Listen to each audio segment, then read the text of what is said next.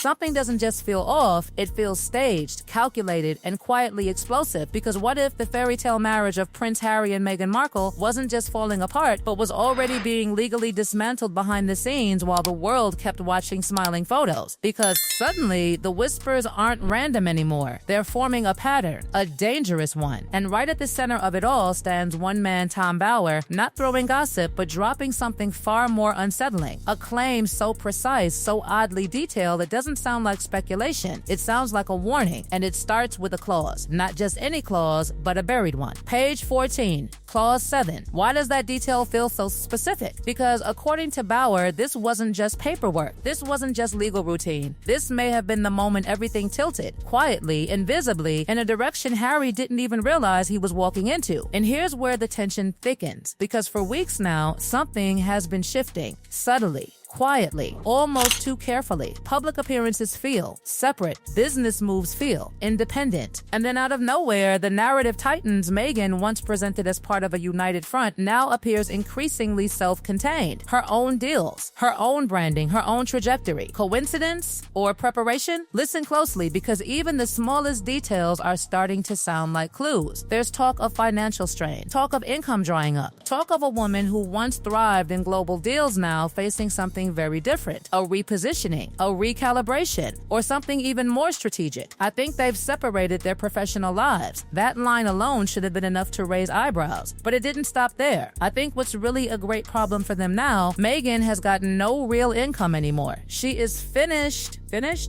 That's not just commentary. That's a narrative shift. And then comes the contradiction, the kind that doesn't sit right. A story about abandonment, a story about media manipulation, a story about image control so aggressive it begins to look less like defense and more like offense. Because according to this unfolding version, Meghan wasn't just reacting to pressure, she was shaping perception, crafting it, controlling it. And suddenly, everything starts connecting. A needy man meeting a woman who understood exactly how to fill that need. That's not romance.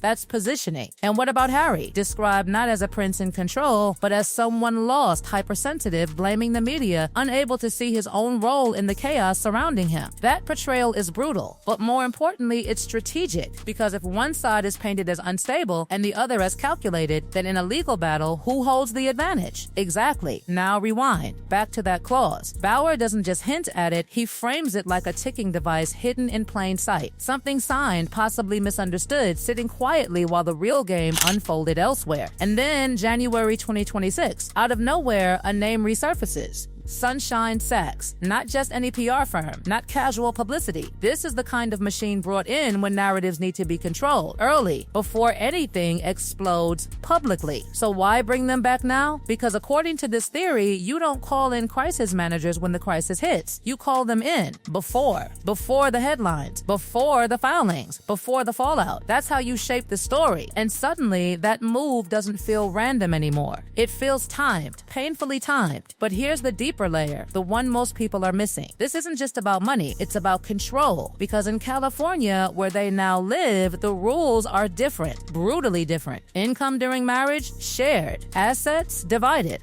But intellectual property, brand power, storytelling rights, business structures, that's where things get dangerous. That's where power hides. And according to Bower's version, that's exactly where the clause may strike hardest. Not in bank accounts, but in ownership. Who owns the story? Who owns the brand? Who controls the machine built from their shared life? Because if Meghan positioned herself at the center of that machine, if she holds the structures, the trademarks, the negotiation power, then a split wouldn't just divide assets. It would transfer control. And Harry? He may walk away with far less than anyone imagined. And then comes the twist that makes everything darker. This clause, this alleged legal detail, may not have even been part of the original deal. It may have been added later, after 2020, after they left the royal family, after the Netflix deals, after the Spotify contracts, after the empire started forming in real time. That timing is not small. That timing is everything, because that means the most important terms, the ones shaping the future, were written not at the beginning of their marriage, but at the height of their power shift, when everything changed, when everything became bigger and more valuable and more dangerous.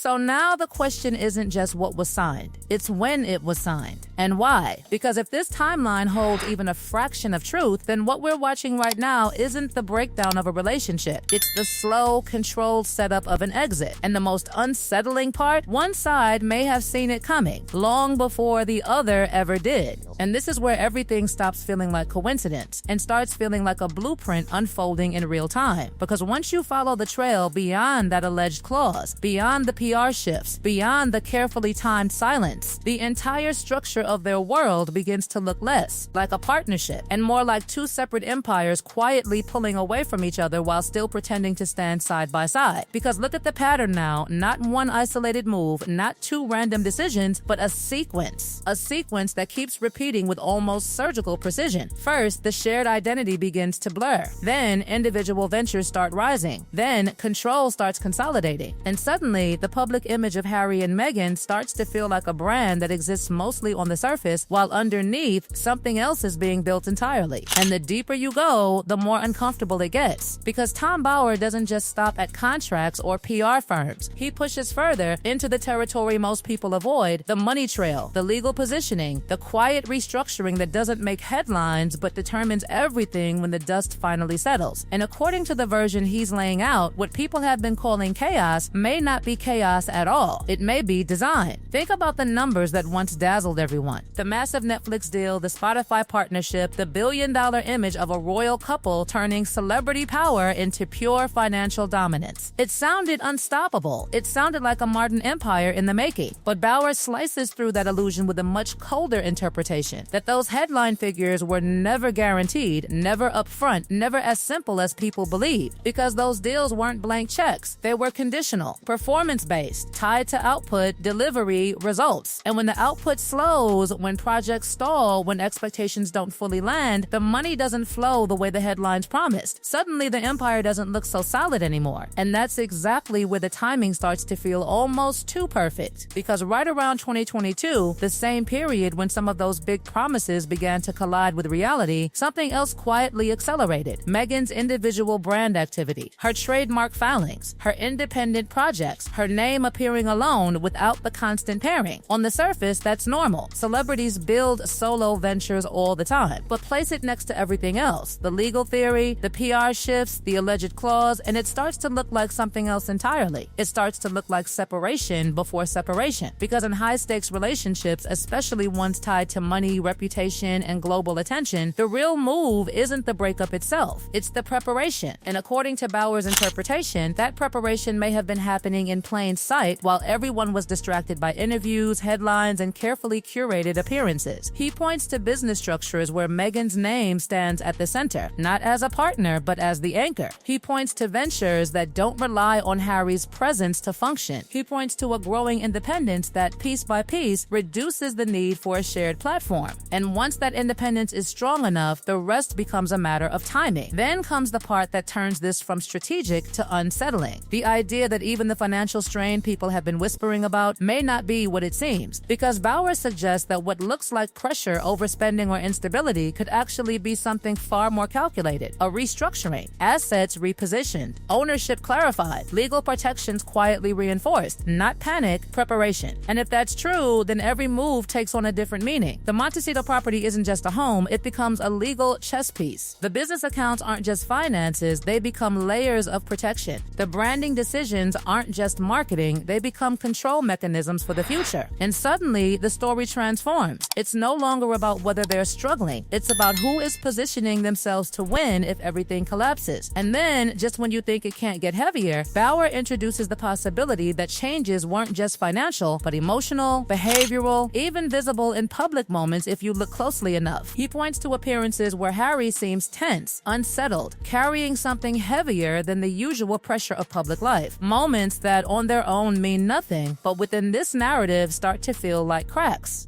Not proof, but signals. Signals that something behind the scenes isn't aligned anymore.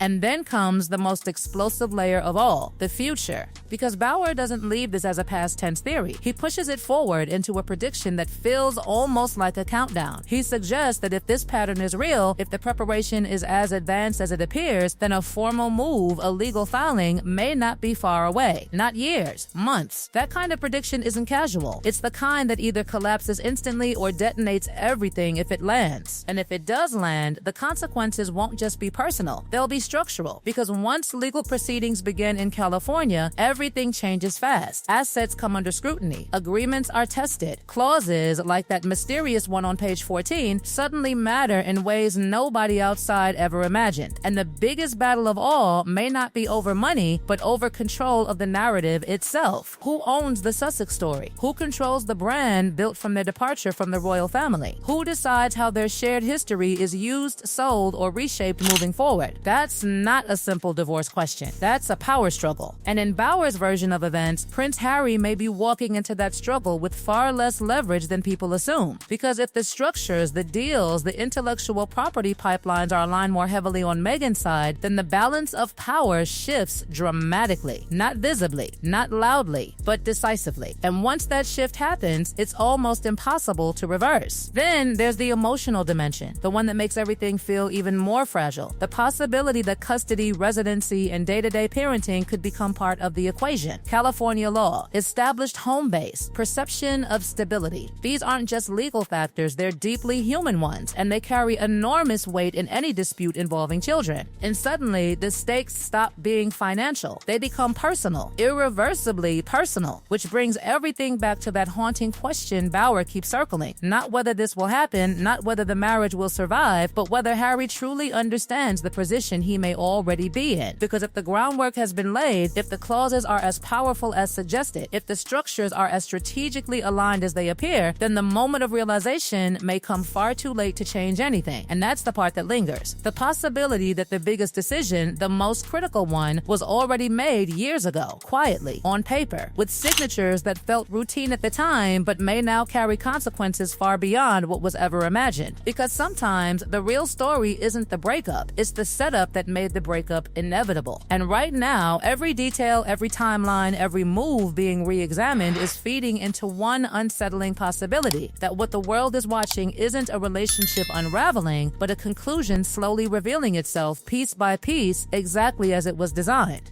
And if even a fraction of this is true, then the next chapter won't just be dramatic, it will be devastating.